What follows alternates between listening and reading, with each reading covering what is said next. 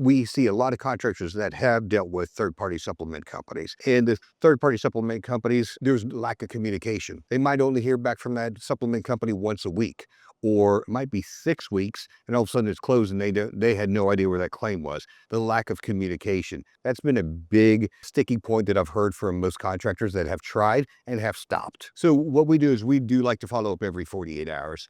So the first 2 times we do send an email, okay? Give them the opportunity to respond to that email. After that, then we start following up on a phone call, followed up by an email every 48 hours. Some desk adjusters that do respond better on an email, some won't answer an email, but they'll only respond to a phone call and vice versa. So you don't know the desk adjuster and their situation at the time, so I would suggest doing both. As a desk adjuster, when I talk to them, today's Thursday, and they say, call me next Friday. I've got the in-laws in town. I've got the kid's birthday party. I'm going to be tied up for a few days and then the cleanup. If you don't mind, call me next Friday. Normally we call them every 48 hours. What then we do is we set up the next follow-up for that next Friday, like they asked. But then we also have a spot in comments. Desk adjuster John Smith, his in-laws were in town, kid's birthday party. So when I do get a hold of him on Friday, my first question to him is not what is going on with my estimate. I need an answer now. It is, did you survive the in-laws in town? How did the kid's birthday party go? It brings down their defense a little bit. We've been a lot more successful in the increases because we have a rapport, if you will, versus just trying to beat them over the head and try to figure out what's going on with the estimate. Question is, what should my average supplement be? That's very difficult to answer. So a lot of times you hear, yeah, we average this amount of money on a supplement or that amount of money.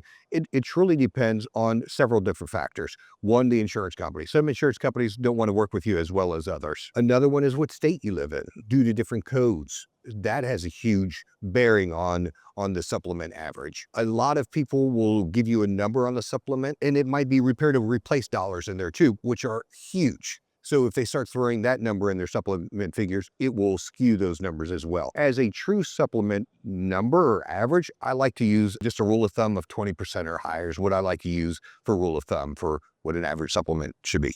For residential too, and this is something that a lot of people don't think about. And if they see an ACV policy, they automatically think they can't supplement. Wrong. You could supplement those. Okay, even on an ACV policy.